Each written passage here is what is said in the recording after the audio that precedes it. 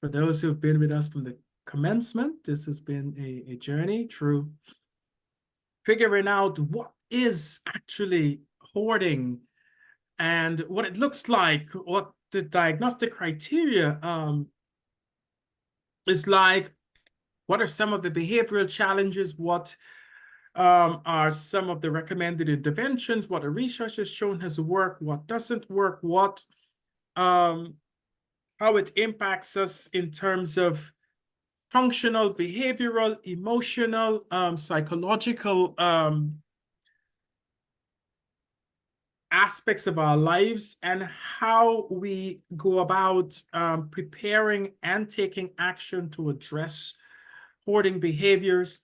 What are some of the sustainable interventions that we've used and we can use? What are some of the ways in which we can support, educate, and offer resources to assist and support those we serve in addressing hoarding behaviors? We've gone through that entire part, and we are culminating today with really looking at the manner in which we take on our brain, the things that really impact how we think and its impact on our ability to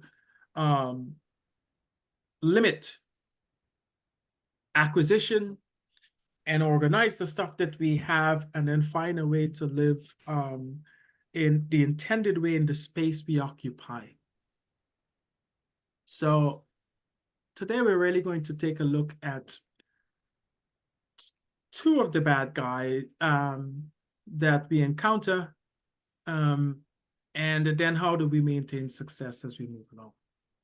So it's going to be an important aspect of really looking at where we are in the latter part of the action phase of change, and then how do we maintain that change in order to live beyond hoarding and to really achieve that meaningful, purposeful life that come in spite of the hoarding challenge, and hopefully beyond that problematic state. So we're living a fulfilling, meaningful, productive life in spite of the presence of the hoarding challenges, as well as potentially getting to a place where we are living beyond it. It's kind of in the rear view. So, lot to ask, but we're gonna tackle that today. Any questions from last session before we get into kind of a review? I want to make sure that we are on the same page and kind of in the same place.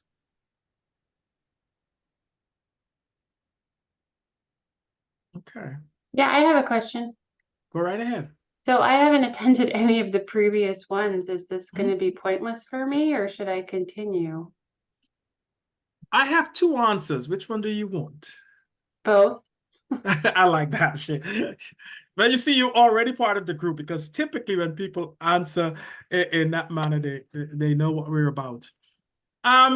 Realistically, any information about how to tackle this particular problem is going to be meaningful if you're working with people who may be challenged in this area. And in many ways, it's kind of ironic, because sometimes coming in at the end is not such a bad thing, because what we're talking about is the successes we've had, right? And how do you maintain your successes? So what I can say certainly is that this latter session is not a bad one to be part of, and you certainly can gain the information. We're going to make sure that all the other sessions are provided to you. We have some of those recordings and the PDF, so you can gather all of that information today. Today will just give you some insight as to where we've come from and where we arrived, and how do we maintain our gains. Okay, yeah, I would like the PDFs. That'd be helpful. Thanks. Fair enough. All right. And thank you. Thank you for joining us. You're a brave soul to join at the end, but that's all right. We welcome you at any point. That was one of the realities of this particular learning community. We know people will pop in at different places. So we've made each session kind of an entity unto itself. Does that make sense? Yes, thank you. Fantastic. All right. So let's get to it. Chapter 12, here comes the bad guys. And so we're going to be tackling our brain because previously we really looked at some other bad guys. Today we're going to look at two specific ones that really focus on the way we think and how that may be an impediment to addressing our hoarding concerns. And then we'll look at the things that we've already achieved, the gains we've made. How do we maintain that and really carve out a path beyond hoarding? So that's where we are going to go today.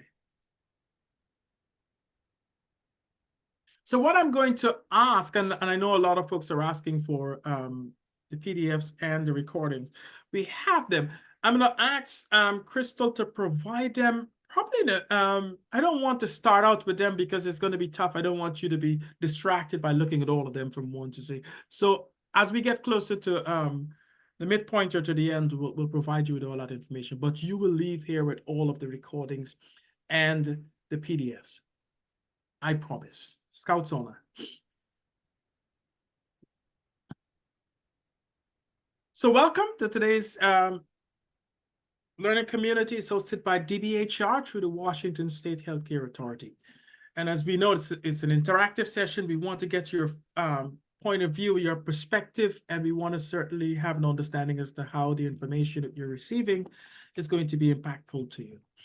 The slides and the recording will be sent to you via email based on your registration email that's going to be sent to you. We've found out that sometimes it can come at varying times, so don't be alarmed, it will get to you. But we'll also try to provide them as much as we can today. So we've gone through that entire schedule and we're at our last session. Really, this is one of the unique situations. Last year when we did it, we were able to really just look at one aspect of it, maintaining success. Today we're kind of bridging to 3 chapters today, so we're kind of compiling it a little because we started in February, so we weren't able to do the 12 months, which is typical. We were able to do 11. So regular housekeeping, we ask certainly that if you're not speaking directly, you mute so that you don't present a lot of background noise, and the information is there as well if you need to call in and you're having challenges with your audio, and certainly you have the option of unmuting and speaking directly, which you've done very well. So a review from last month.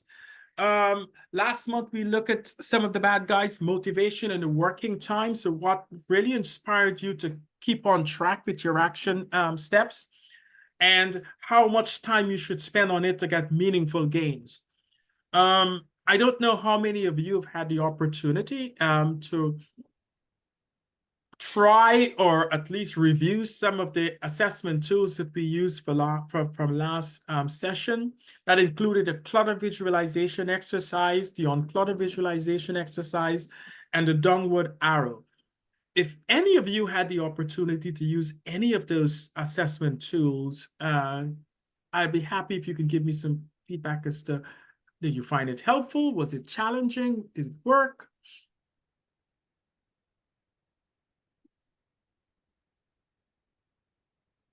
Thank you, Kathy. So did any of you have an opportunity to use any of those tools? Or just review it? Have you had a chance to read it and get some more insight? Do you feel a lot more confident about how you may use it in the future? Certainly, I'd be happy if you can share.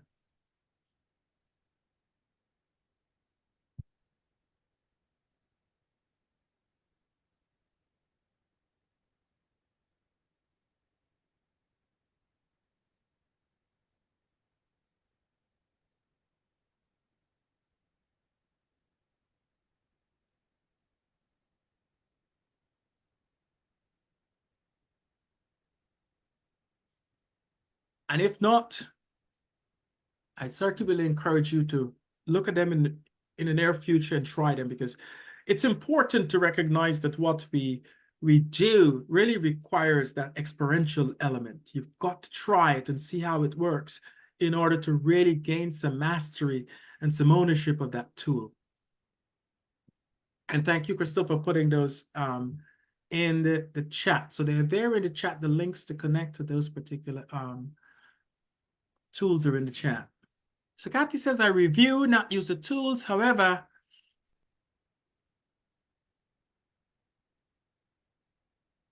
it's very helpful whenever I have a client that might be benefit. Yeah, so it's great to know that. Keep it real approach. Fantastic. Lichi says the links in the PowerPoint handout weren't accessible, so thanks for adding them to the chat. Okay, fantastic.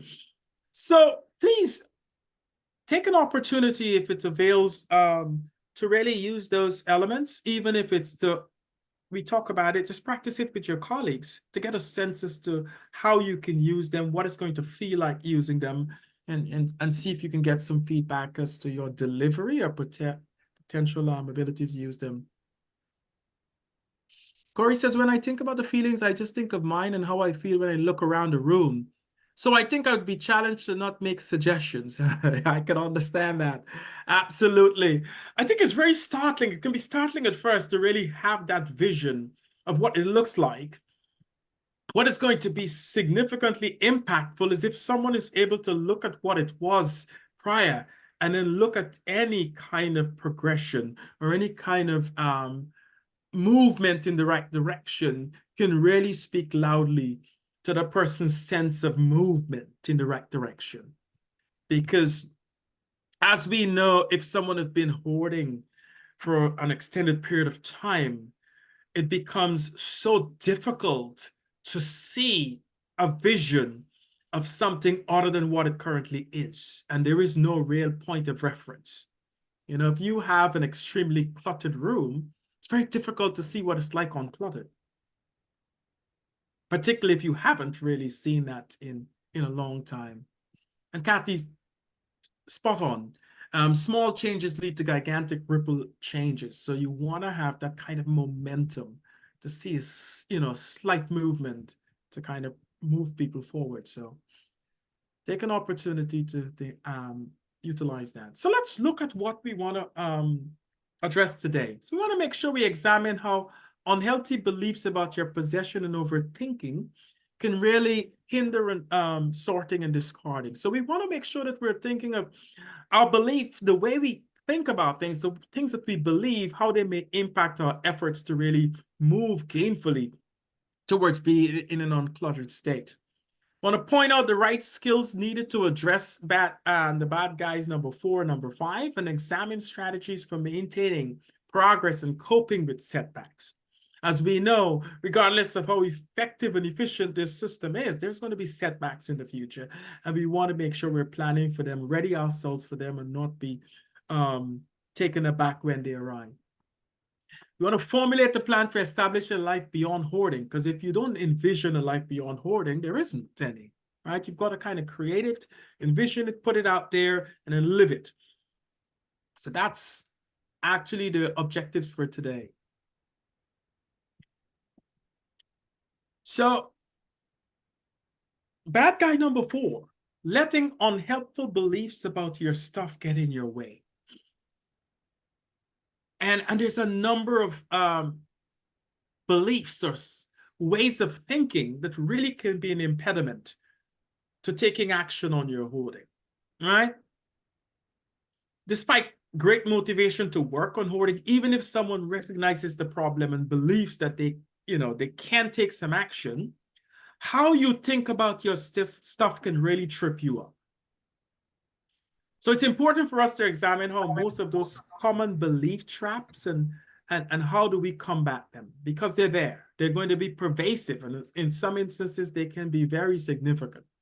They can act as a stumbling block. And it may surprise you some of the things that the beliefs we have, but they're there, they're prominent. Beliefs, and some of these beliefs about usefulness, perfectionism or fear of making mistakes, beliefs about responsibilities, and beliefs about object as a source of identity. So these are some of the prominent beliefs that can serve as impediment to addressing hoarding. And we'll look at them quickly on an individual level. So you can kind of sense whether or not the person that you may be supporting, or, if you are addressing hoarding for yourself, how that particular belief may be impacting your ability to make changes. Does any of these seem familiar to you? Any of these belief systems seems familiar to you?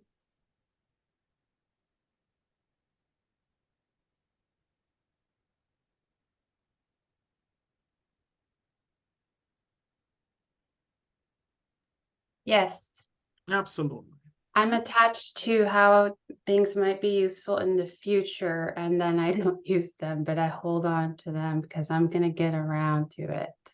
Absolutely. I couldn't have said it any better. It's exactly the way, it's almost like the statement you hear in your head and that feeling that comes from making that statement in your heart, where you're like, this stuff has a purpose, right? I know I'm going to use it. It wasn't some happenstance when I acquired it. I had a thought pattern. I had a process when I acquired it. The problem is it never gets from there to actually utility. And Kevin says, you never know when it will come in handy. Yes, that's the thought pattern, right? And Carrie says, definitely I get around to it. If I get rid of it, then I'll regret it. Absolutely. That's the thought. That's the feeling exactly. And it resonates because you've already kind of sometimes financially and emotionally invested in it. So you have a sense of this is part of an investment I've already made. I can't just let go of it. I also see a hand from Adrian. Go ahead, Adrian.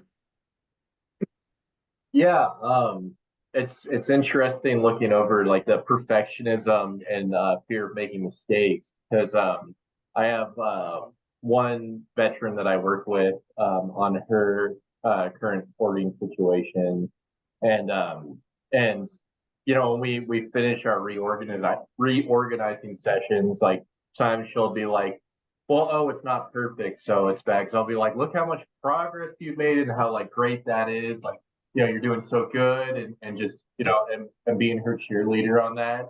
But we talk about that she has like this perfectionism complex from her upbringing, that it's just an all or nothing. Like it's like, oh, it either has to be completely perfect and I don't have this situation, or it's not good enough. So yeah, it's interesting to see yeah, I mean, really, that is a belief that is impeding her progress, in particular with this veteran. Thank you for sharing it, Adrian. You're spot on. I think it's important to recognize that, because what's also important, and I remind folks, and we've talked about that earlier, people who hoard are oftentimes very thoughtful, conscientious, brilliant, smart folks. This is not necessarily a person that is totally dysfunctional to an extent. So we have to be conscientious that we're dealing with someone who may have really authentic feelings and emotions about things that are really based on a logical concept in that moment, even though how it's played out in terms of action may be irrational in that sense. So there's that disconnect. So it's important to understand that the reason why it's so difficult and challenging to make the change is because a lot of these stuff are rooted in beliefs that start in a good place. And it's hard to undo because it's so, connected to the person's sense of self. So let's look at some of these beliefs and get a sense as to how, and beliefs about control ultimately. So when we talk about beliefs about usefulness, I think someone has already mentioned that whole concept of holding on to something with a belief that, at some point is going to become useful. So beliefs about usefulness, I could probably fix this up and use it, and it would be a shame to waste it, right? So we talked about that in chapter 10, where we were going through sorting and removing stuff. Is your need for the item? So we ask folks to ask themselves some concrete question when they're faced with this belief. When you're dealing with someone or you're supporting someone who has these strong beliefs, it's important to help them have some questions for themselves that they can do some self-analysis and some self-evaluation. And some of these questions that can help them think through that the belief and how it impacts their functioning. Some of these questions, are simple. How many do I already have, and is that enough? Do I have a specific plan to use it within a reasonable time? And we talked about that earlier. If you haven't used it in a year, then is it really as critical as you think it is to your functioning in the day? How does it compare with the things you value? Is this really concomitant with the things that you value? Do I really need it? And we'll talk about the difference between need and wants. But these are some of the questions that hopefully you can concretely address to help that person really take in beyond simply that fundamental belief and look in terms of how it's impacting their day-to-day functioning. We'll also ask you to have that person potentially utilize the advantages, disadvantages worksheet to help them really process whether or not these things are meaningful and valued in their lives enough that lends itself beyond simply having a belief in that. So it really helps that person put those things in perspective so it can help them tip the balance in terms of letting go as opposed to holding on to it.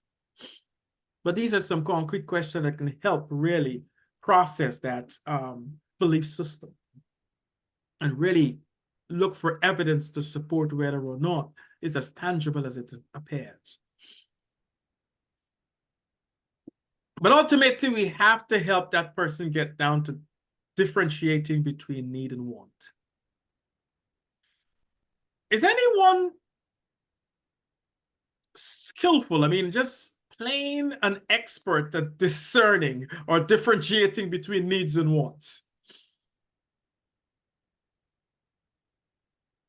Because I'm gonna submit, I struggle with it all the time.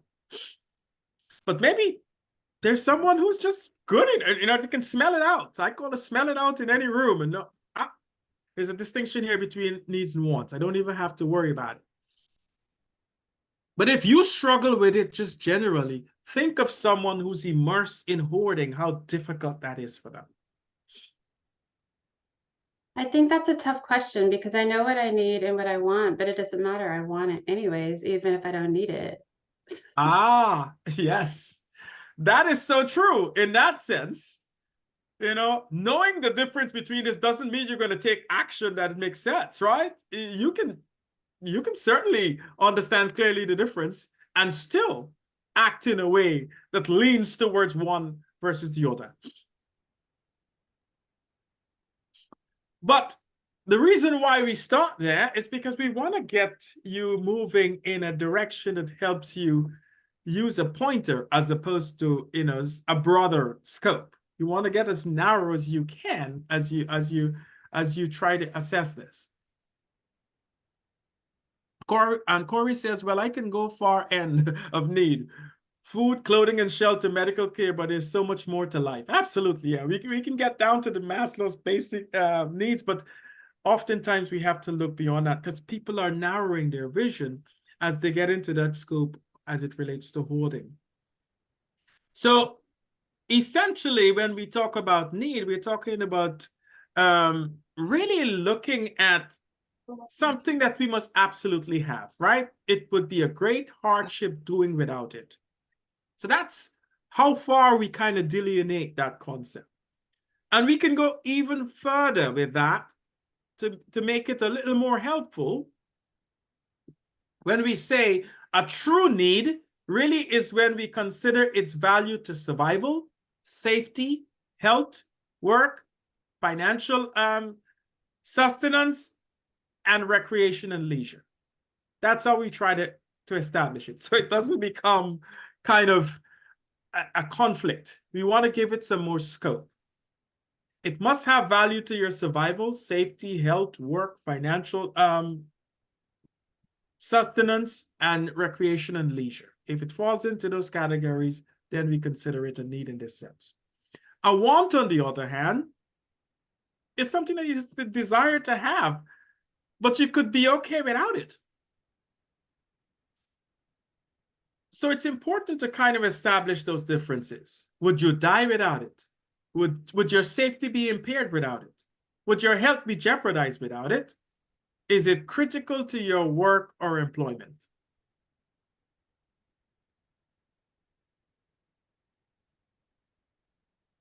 And Kelsey says, could you speak to need feelings around hoarding food? I can speak to it, but the likelihood is that there's not going to be a definitive answer, because food is the one category that is the biggest challenge to make this differentiation. Why do you think so? Why is food such a challenge with this one?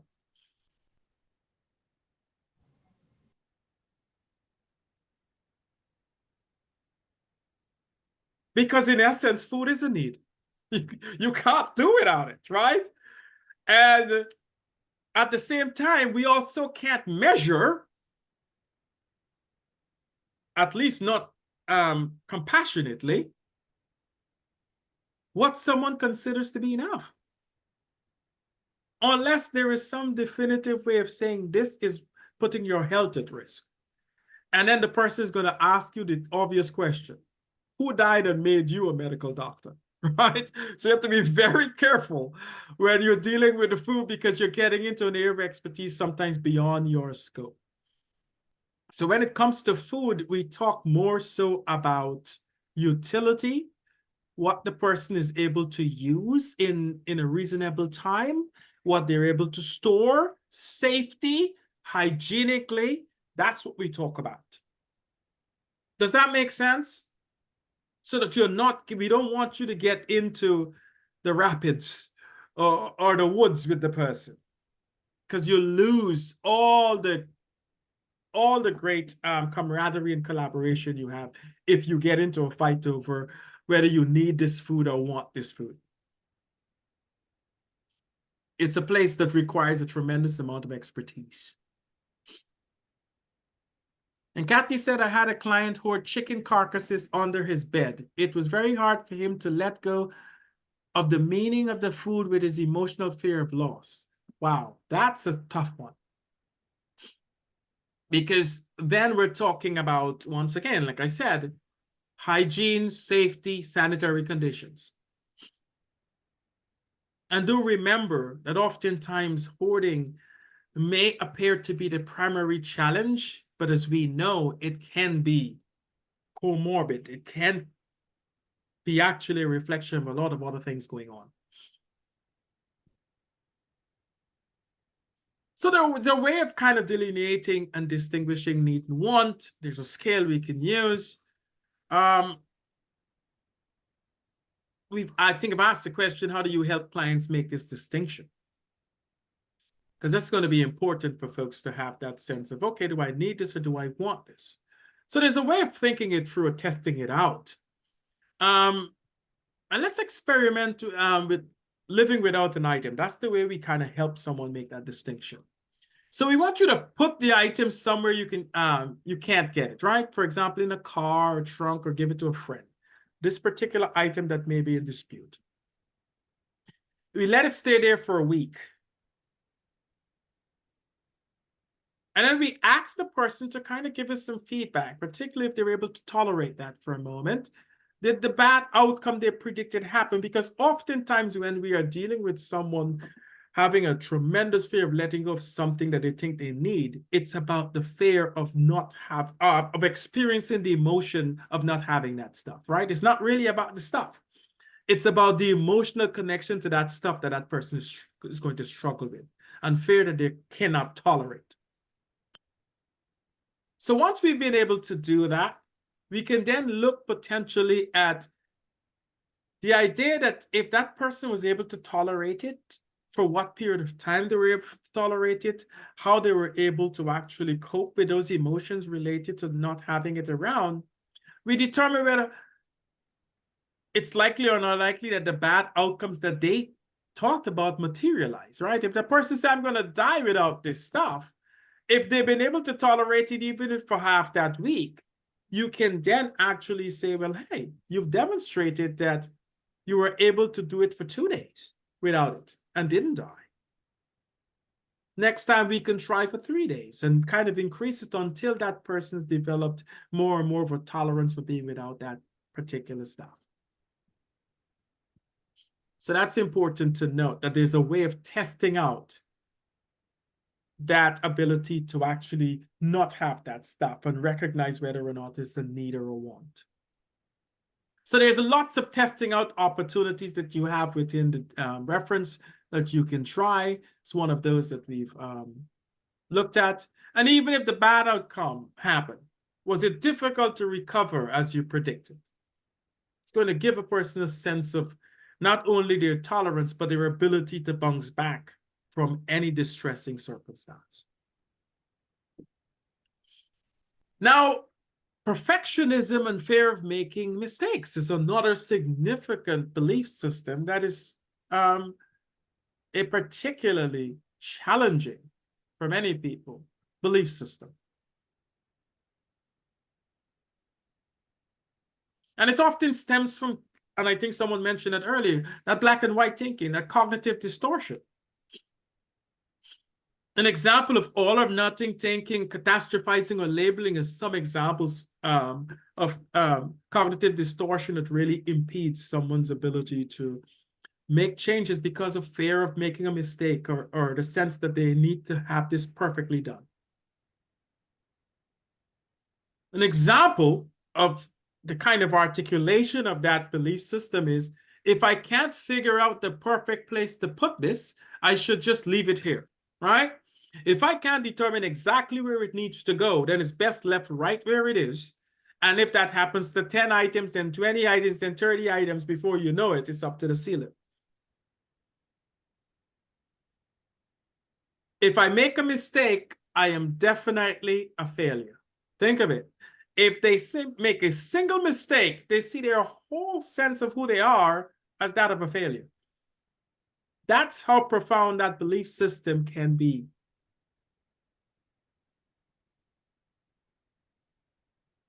If I throw it away, I will go crazy thinking about it. These are some of the projections, thoughts that are driven by that underlying belief system. And that fear of making a mistake, or that sense of perfectionism. And it's important to recognize that and recognize how challenging it is to overcome.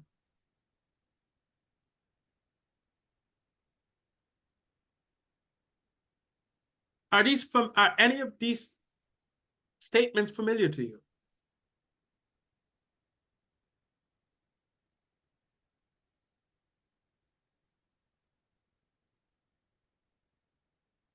Go ahead, Adrian. Yep.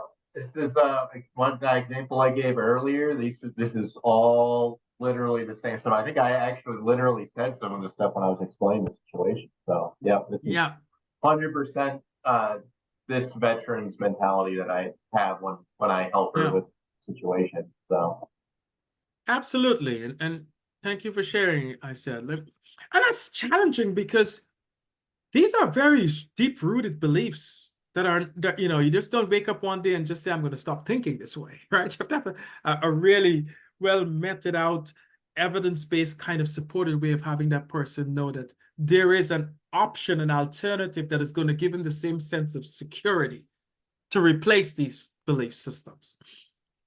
So it's important to recognize that. But as we know with all cognitive distortions, there is, evidence that you can actually shift your thinking to a more meaningful, a more productive, a more adjusted kind of thinking, and allows you to have the same level of safety, same level of security. So it's just a matter of recognizing that it's a cognitive distortion and then addressing it and replacing it with a more productive thought, right? Because in essence, let's look at it concretely. Is there really a perfect place for any item?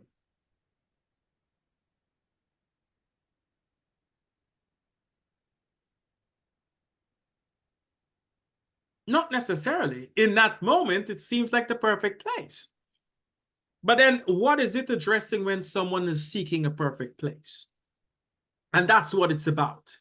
What is the underlying outcome or the outcome that person is striving to achieve by seeking perfection?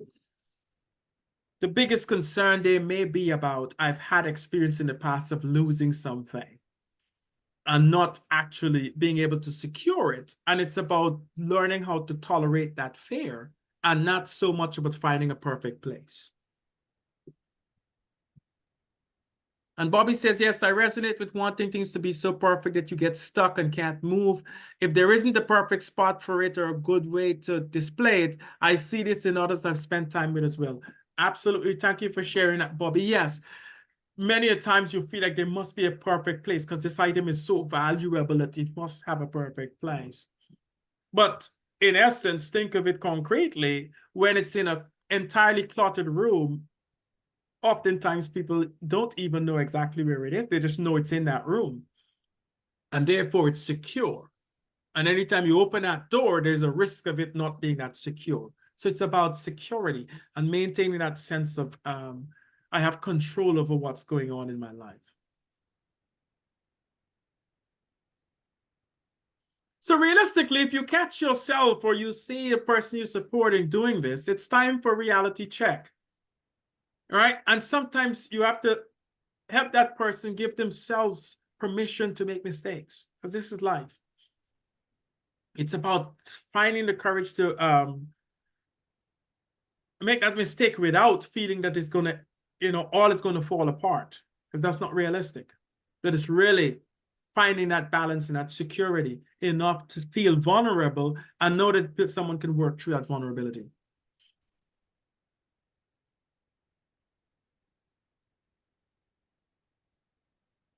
And one of the strategies that we use to help support that person in that state is the downward arrow form. And if you look at it, you'll see there's actually a way of really assessing where that particular item or that thought really resonates in that person's life in order for them to move beyond that. There's also beliefs about responsibility, right? Feeling irresponsible, bad, or wasteful when confronted with a decision to discard or not acquire. Many times you have folks who hold on to stuff they intend to get rid of, but they are stuck in that mode of, I can't determine whether I should recycle it or send it to Goodwill or give it to the Boys and Girls Club, or there's 15 different options of where it should go and it's going to be best utilized. And that person is stuck in that uncertainty as to where is the best place to send it to or to whom to give it to show that they are a responsible citizen. Or maybe I can fix it, or if I must get rid of it, it must go to a good home. Do you know the folks that speak of everything that they have must go to a good, worthy, deserving person or place? And that's one of the most common, we call it a stuck place. That's where most people get stuck.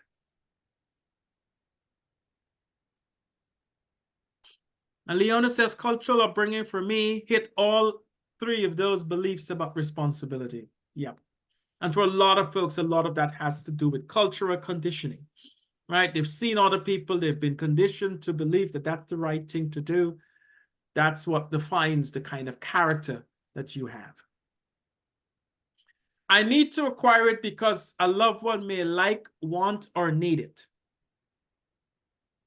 The person that keeps acquiring stuff that they know fully well they're not going to utilize it. It's not significant for them in their lives, but they think of someone in their life that would like it or can use it. And in many instances, they may not have an active social relationship with that person. But that may serve as an intended way of rekindling a relationship that they may have had with a person, or they would like to have with a person. Great example, I know we worked with a person who was a grandmother, didn't have an active relationship with her granddaughter, but kept acquiring baby items, items for babies that her granddaughter, who had an infant, and she acquired so much stuff with the hope that by acquiring those stuff, somehow she was connecting a relationship with her granddaughter instead of actually working on the actual relationship. And was stuck in that mode. So it's important to recognize that these belief system is not just, they don't pop out of thin air. They're based in some fundamental need that is being unmet in that person. Does that make sense? Can you connect that? Can you see how that plays out?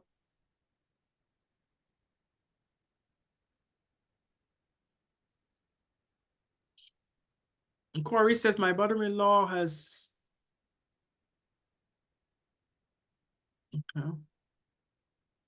many items she saved, like ski clothes and skis from the 80s. The elastic disintegration we ended up tossing but couldn't tell her. Yes, and that's a big challenge for a lot of folks.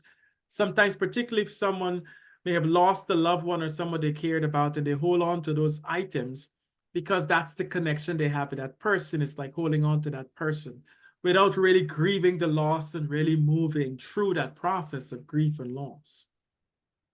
So it's a different need that is not being met. And that person is vicariously trying to kind of meet that need.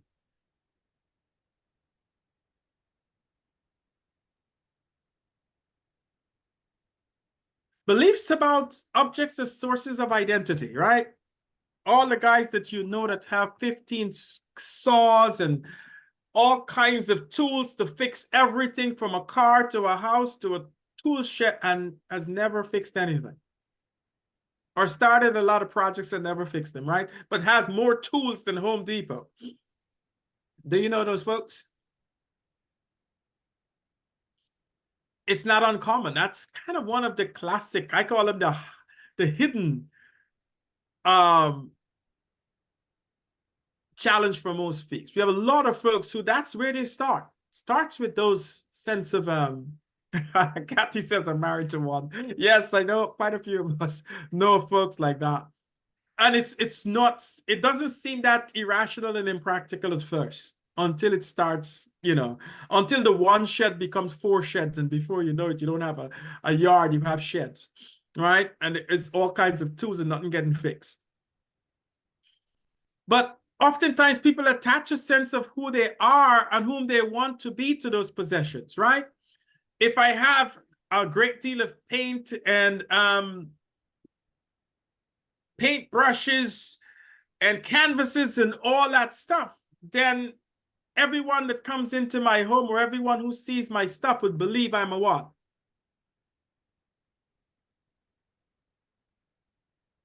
I'm an artist.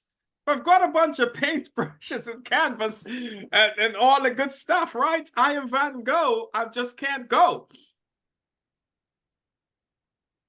And you have permission to use that one, right? I came up with that one just in that moment. I'm Van Gogh, but I can't go. But that's exactly what it is. You've attached those possessions to this concept of who you want to be or who you think you should be, but you never get around to actually making it happen. So what we prompt folks to do is to redefine their identity without the clutter. Right? Which is prompt that person to, if you want to be an artist, what does it take to be an artist? You have to learn how to draw, scribble, paint, whatever. You have to actually go to a class. You have to, actually have someone teach you the skills. You have to practice it. You have to actually come up with some paintings. That's what an artist is. If you're going to be a handyman, you actually have to be handy. You have to use the tools, fix stuff, get it done, right? It's not how many tools that make you a handyman. It's the work that you do. And it may seem very basic and fundamental, but that's the way it is. Lots of times people really make this association and forget the utility aspect of it, putting it into practice. So the point is, even though many people's identity is tied to what they do, it must go beyond having the tools. You must accomplish the task associated with that profession or related identity.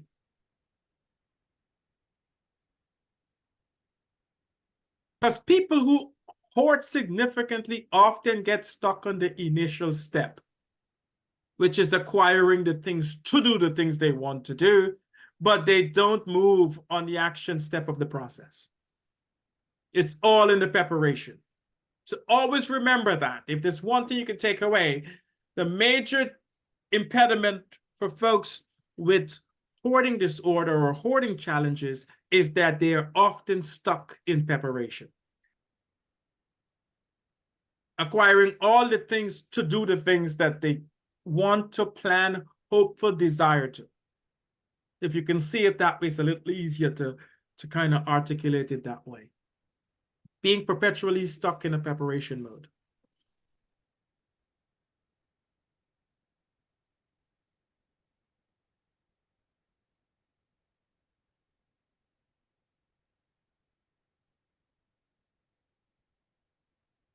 Kathy says, oh my God, we have 6 sheds. Yes, I can understand that. He's purging the and with encouragement. He does, okay, fair enough. And that's often the case. So it's important to have that sense of compassion and awareness that the person is kind of stuck. It's not that they're purposefully impeding their own progress. They're stuck with blinders on. Beliefs about control is the ultimate one. Because oftentimes, the more the world seem out of control, the more you feel in control of hanging on to those things. Oftentimes, that's the one sense of power and control that person have, holding on to stuff.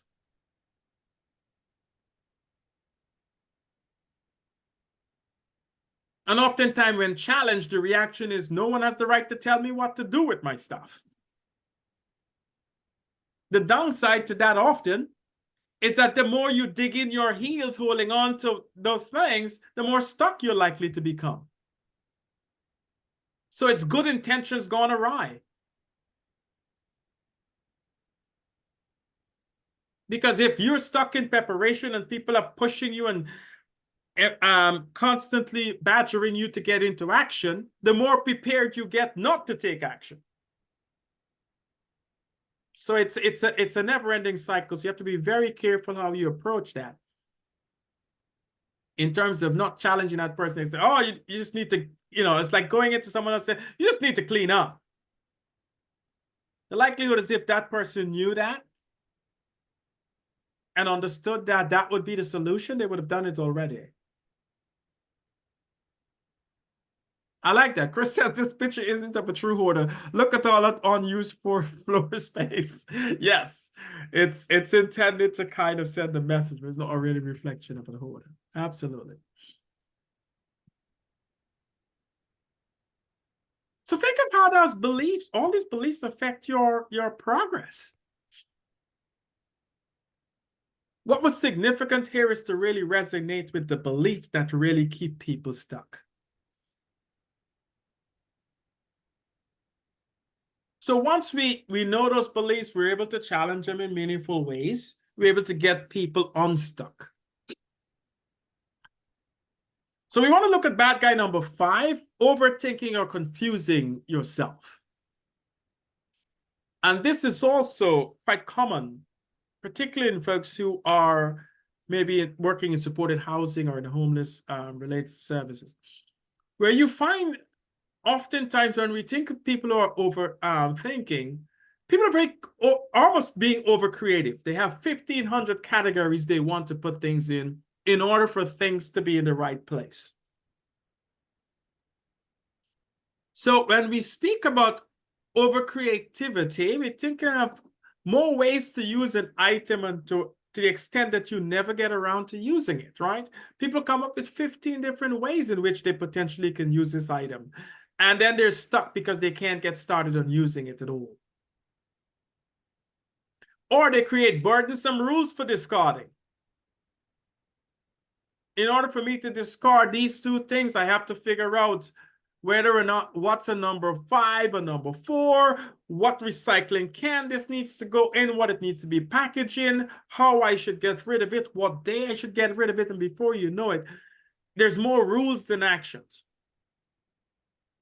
And all that burdensome rules become a source of procrastination and indecision, and eventually leads to those intense feeling of hopelessness and failure. So nothing gets moving. Or oftentimes people create too many categories for discarding. Can you think of examples where people may use too many categories for discarding, and it really prevents them from actually discarding anything?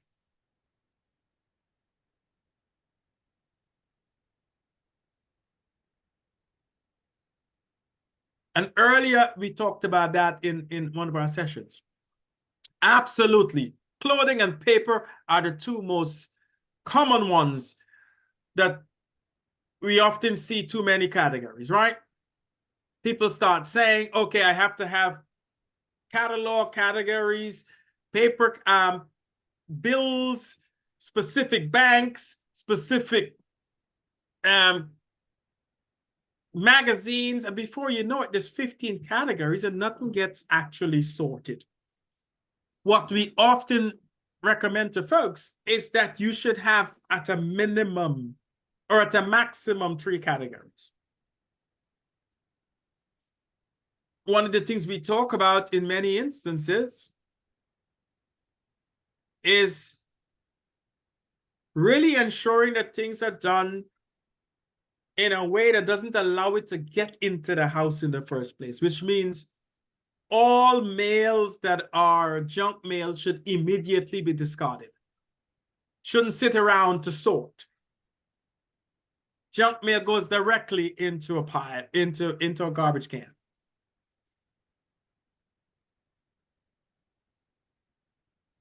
And then when we talk about, paper, we talk about 2 different categories. Stuff that require immediate attention, bills, or stuff that needs to be discarded if it's not a essential item like birth certificate and passports and so forth. That's how we discard. Very concrete, very distinct. Simple. Emily says, are documents that you're not sure are important, I tend to save those way too long.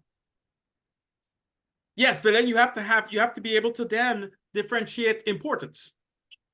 Importance can simply be, I need to respond to this, it's a bill, or it's something that I need to respond to immediately. And if it doesn't require immediate response, then it needs to be discarded. Because as you said, the likelihood is that someone will hold on to it thinking that there's some utility to it at some point, right? Think of all the magazines or the journals that you say when you were in school you held on to, because you'll be able to cite some article from it that is still stuck in your attic or basement and you've never cited those articles.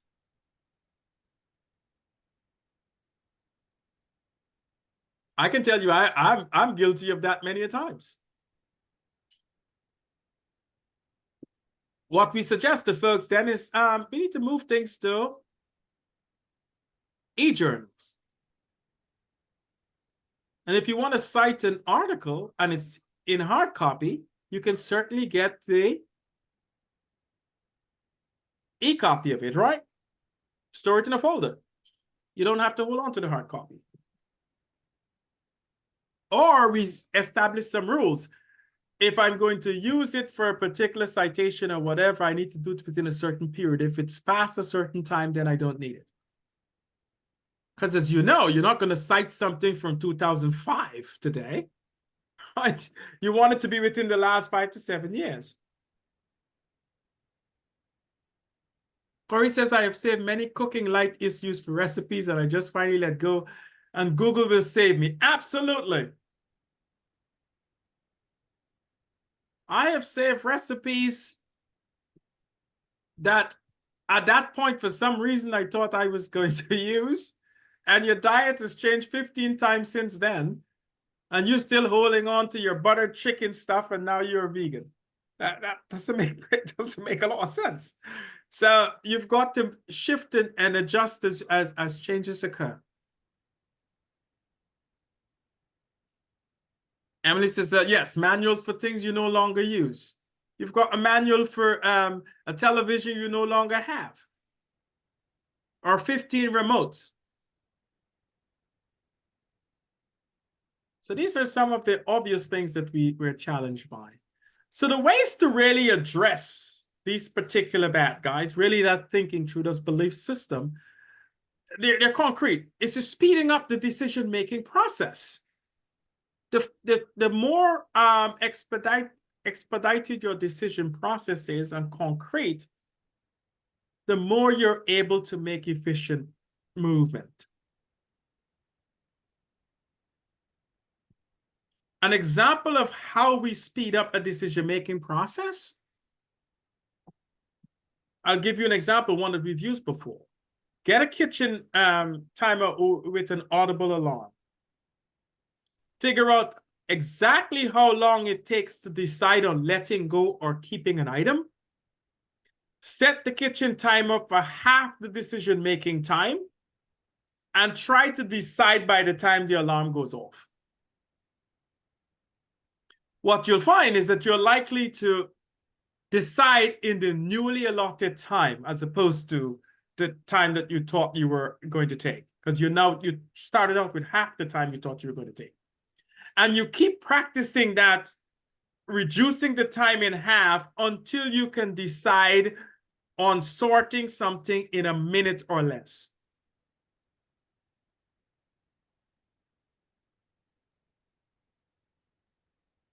Does that make sense?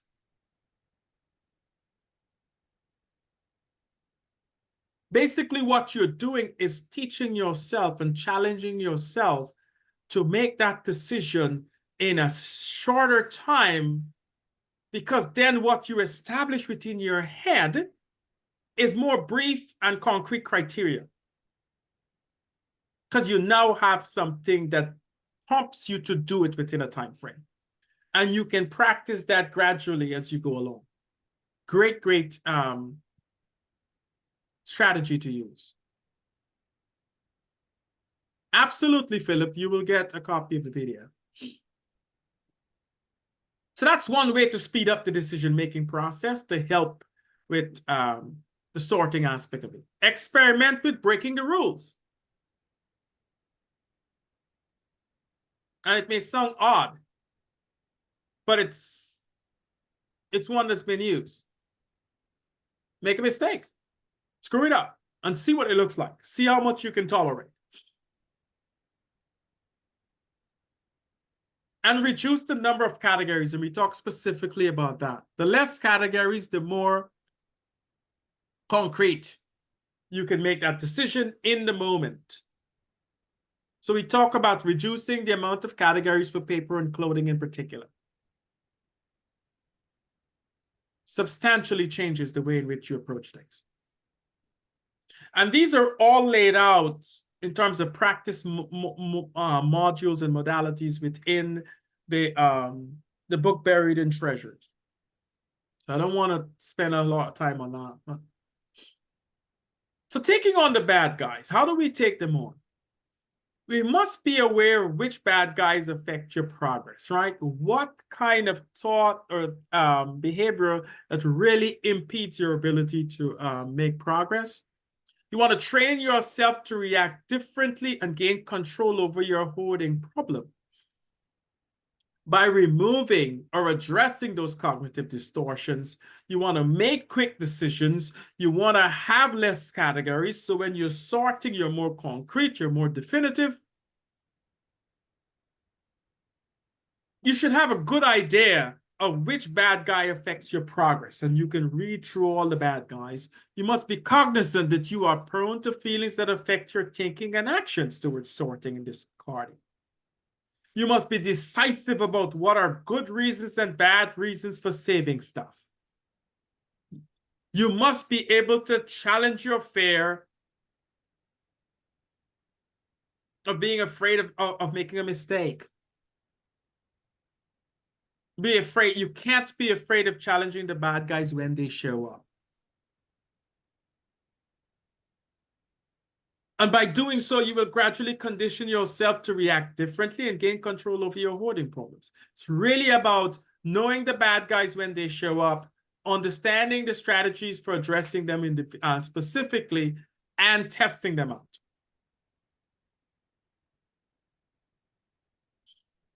So we want to get quickly into how do we maintain the gains that we've made? Because once we understand, we've looked at the bad guys, we know the good guys that address specific bad guys, and how do we utilize the strategies that are definitive enough and have shown evidence to help us get past some of the challenges. We want to be able to then maintain those gains. We want to be mindful of how much progress you've made. We want to measure it. And you want to remind yourself that what you're striving for in terms of uncluttering is really worthwhile and meaningful. And to reevaluate your progress as you move along. So these are some strategies for really assessing how you maintain your success. But it all starts with examining the evidence. So when you get to that point where you've made some progress and you want to now assess and maintain those strides, those progress that you made, you want to really have a good plan as to how to do so. So in chapter 3, you were instructed to take photographs of the state of your home or have the client take state of their rooms to preserve the image of what it looked like before you started working on the hoarding problems. And skipping it was not an option. The expectation was that later in the program, as we get to this point, you were going to go and review the photos again to measure your progress. And that time has arrived. You've reached that point where you now have a point of reference. The photos that you took before you began the program of Buried in Treasure and addressing the hoarding problems, and where you are today, you want to compare those photographs. And it really gives you a concrete sense of, where things are. Because you can look concretely in some instances and see where the progress has been made. And in some cases, you'll see that progress may have been made in some areas and progress may not have been made in some areas. That does not create such a picture that prevents you from acknowledging your progress. What it gives you is an idea as to where you need to put more work in, where you need to focus on.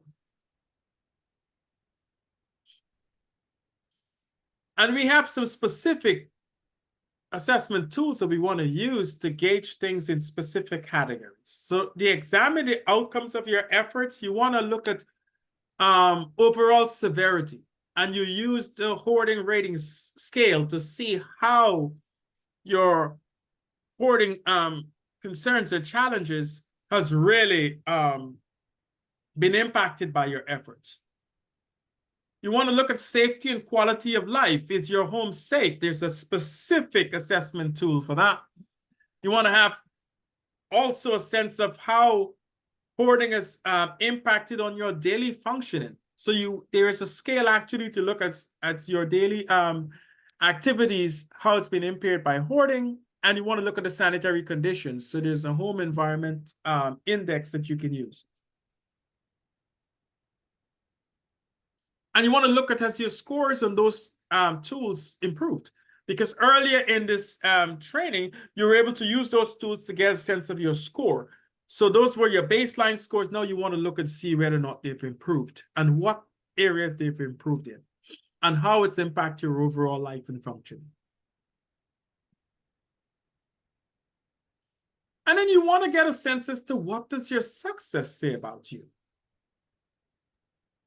Because if you've made strides, you want to make sure that you have a sense that those efforts indicate that you have power.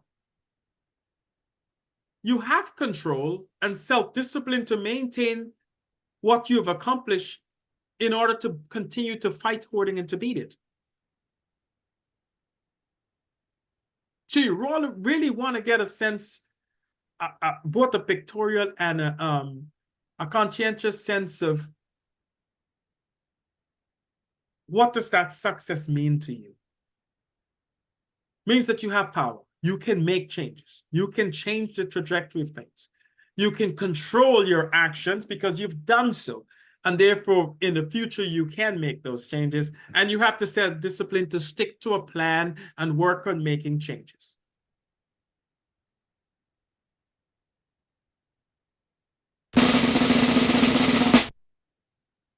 I know. That's to wake you up. Strategies for maintaining success. What is it we need to do to maintain our success? Because we don't want to take our success for granted. We want to stick to the schedule for organizing. We have to keep working on it continuously. And remember, if clutter is present, we tend to add to it. So if it stays in that place, it tends to attract more clutter. It may seem kind of weird to say that, but it's true. Because if a room is cluttered, it's easier to throw something and add it to it and not feel that you're defacing it or changing its status because it's already cluttered. Make rules for organizing and letting go. Identify which good guides work best for you and challenge your thinking. So these are the strategies for maintaining those successes. Sticking to your schedule. We talk about your practice muscle. You have to put in at a minimum 30 to 60 minutes a day of organizing and sorting in order to gain tangible gains. No one is going to unclutter by just doing it a few minutes here and there or when I feel like it. This has to be a consistent practice, has to become part of your day-to-day activity in order to get the gains that you desire and the gains that you want. So your practice muscle have to be to that point where it's actually 30 to 60 minutes per day. Clutter attracts clutter. We talk about that specifically.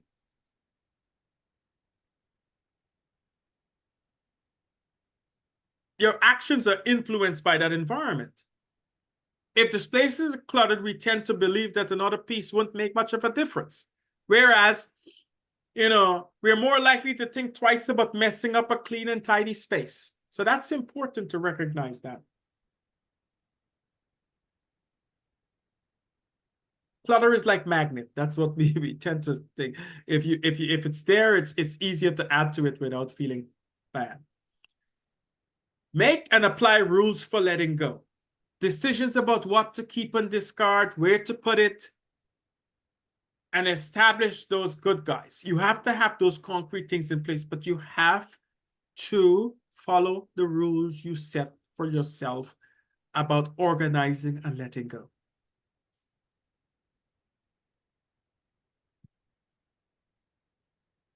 Think of some of the rules you may have established or the person you're working with may have established for themselves for letting go. What would be a rule that you think or you've seen work for someone in terms of letting go of stuff, discarding stuff?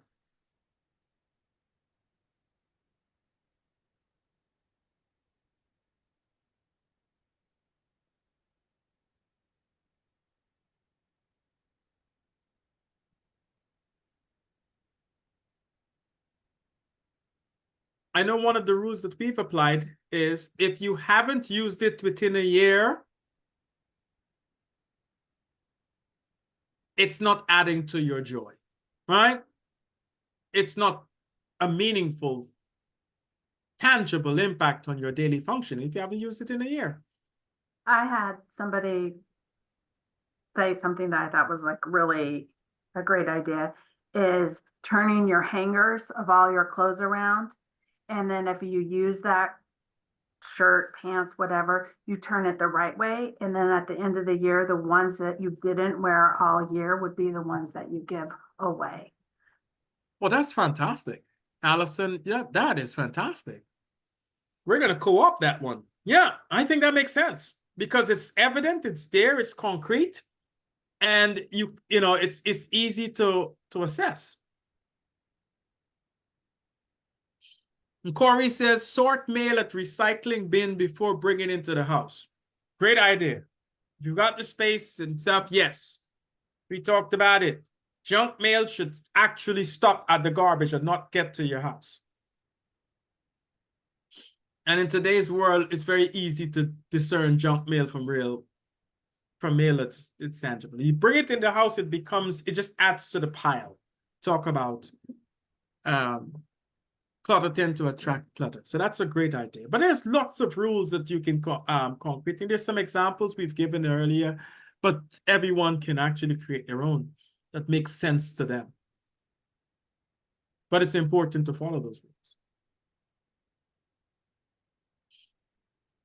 Just as important, utilize the space as intended. Invite and entertain guests at your home. If you want to actually create a place for social activities and for you to utilize your home, you have to use it in the intended way. If you clear out your dining room, then dine in it. If you clear out the couch in front of the TV, then watch your TV show.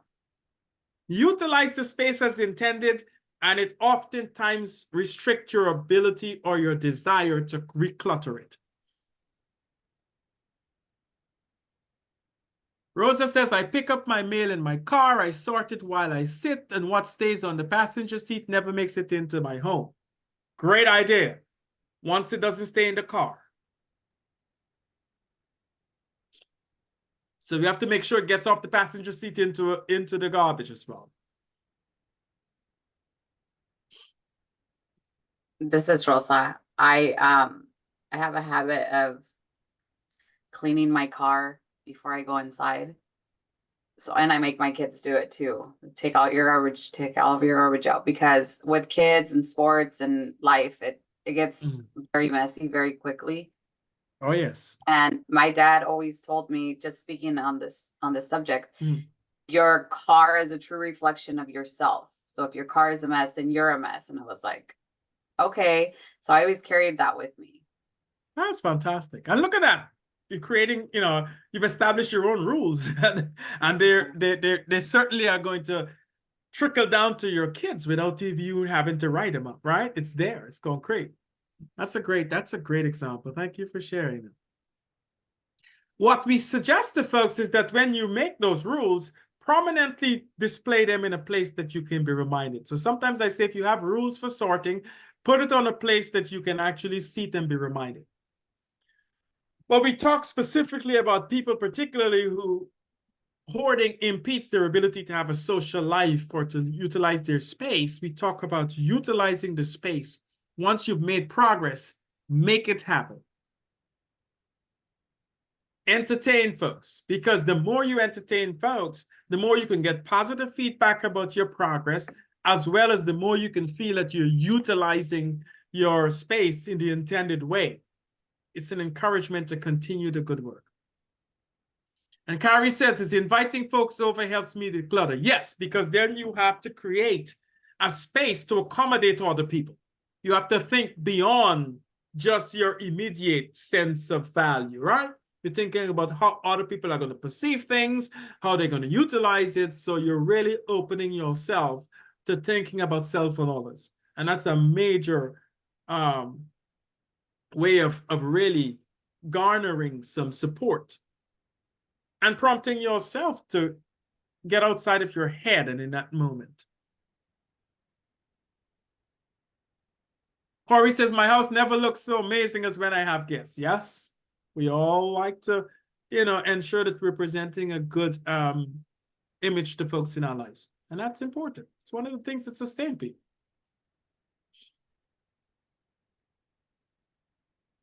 Which good guys work well for you? It's important to know which one of them work well for you, because then you can resort to that. You can kind of honing on that when you're struggling and have, some lapses. It's important to know that. Because inevitably, some practices, some approaches work better for others, for you than others. Write down how each of the good guys help you make and maintain progress towards decluttering. And you can come back to that list from time to time to remind yourself how you did it. Whether it's keeping your eyes in the prize, thinking it through, testing it out, developing the right skills, conditioning your practice muscle, whichever good guy worked well for you, make sure you have that point of reference to go back to.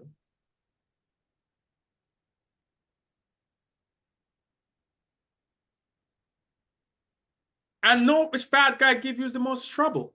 So we have to know which thought or which kind of behavior is the biggest impediment for us in order for us to be vigilant about that, right? If you know prioritizing stuff is your biggest challenge, then you need to make sure that you're aware of that so that you can focus on that. So when you're falling off, you get back on track. If you are prone to going for the short-term payoff, then you need to be aware of that. So that whenever you feel stress and the first thought come to your mind to run to the mall to get a new outfit, you remind yourself, listen, this has been an impediment for me in the past. I have to find an alternative way of coping with stress that does not include heading to the mall.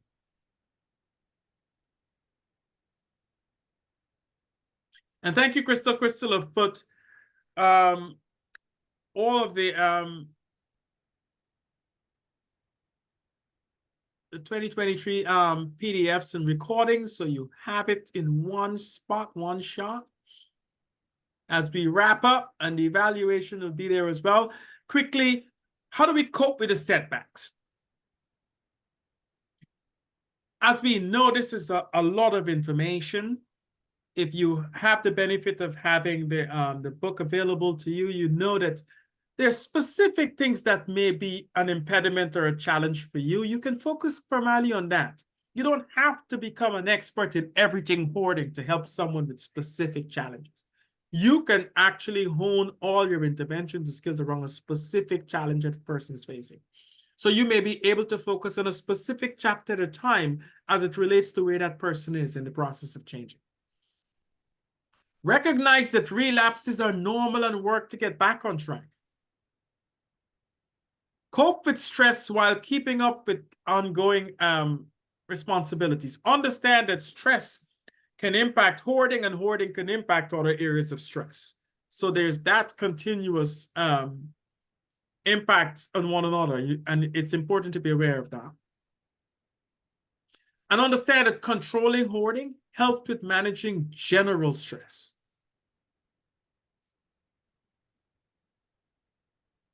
So these are the important elements to recognize and be aware of to really stave off those relapses and stave off those setbacks. There's no magic wand. You have to kind of process things as they arise and be prepared. Plan for life beyond hoarding. Meaningfully and tangibly involve yourself in getting into a pleasant life, aspiring for it, progressively working towards it, enjoying your daily pleasures. Do things that are meaningful, tangible, and value-based for you. Make your day meaningful. Look for ways to contribute to a greater good, a meaningful life for you.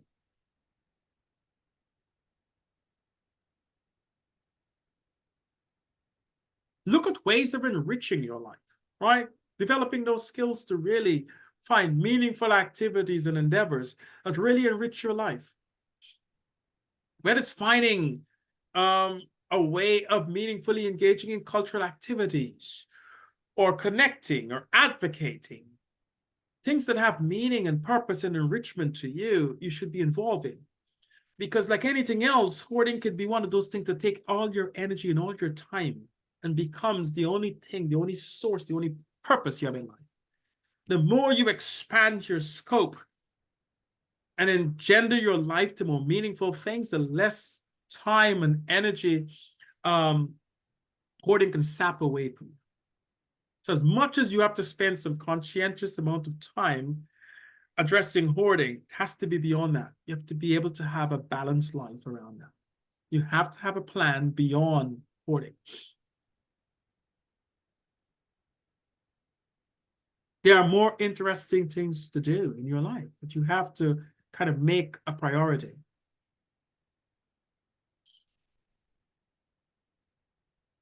How are you able to spend less time acquiring and looking for lost items or coping with clutter? You have to find meaningful, positive things to do.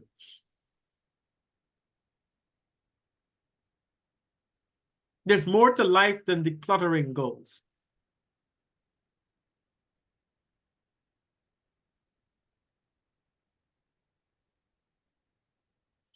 And don't forget your practice muscle. Ultimately, you have to continue to work on organizing and decluttering for 30 to 60 minutes a day in order to get meaningful gains.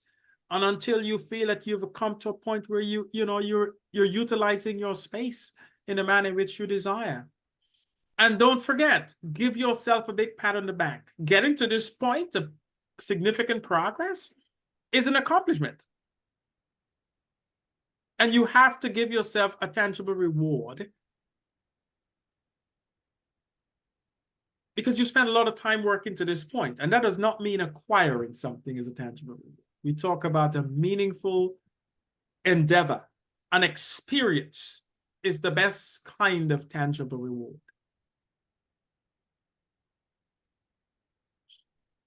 And there's lots of resources that are accessible to you as you continue your efforts to support or to address hoarding on your own behalf. And these are available to you. And there's a number of other in your local area as well. Just want to make sure that you're aware that there's lots of resources available to you. So I know Crystal put the evaluation in the chat. If you have a moment, I would appreciate you providing us with some feedback as to how you've experienced not just today, but the entire learning community throughout the 12 sessions. And we certainly hope that it was meaningful and tangible, and you've gained some skills and resources that will be available to you to really make some significant gains in your own efforts or supporting others. And we always benefit from feedback in terms of how we can make this training and this learning community more meaningful, more tangible, more applicable to what you do each day. But certainly want to wrap up by thanking you for all your time spent. And hopefully we've all certainly learned from this experience. We've certainly had a great deal of sharing that has benefited us here, and hopefully you in your day-to-day engagement with the consumers you serve and the family you support and the people that you work alongside. I encourage you certainly to apply the things you've learned. And there's certainly a learning application at the end of this.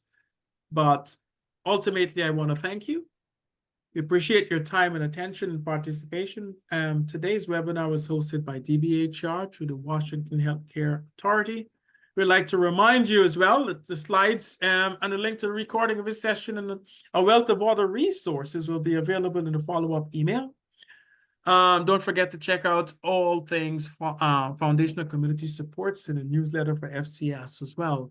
I know Crystal put most of our recordings and PDFs for all the sessions in the chat. You can certainly access that as well. So we have about a minute or 2 minutes. If you have any questions, I certainly want to be able to address those. But if not, thank you very much. It's been a wonderful ride with you. I appreciate certainly your engagement.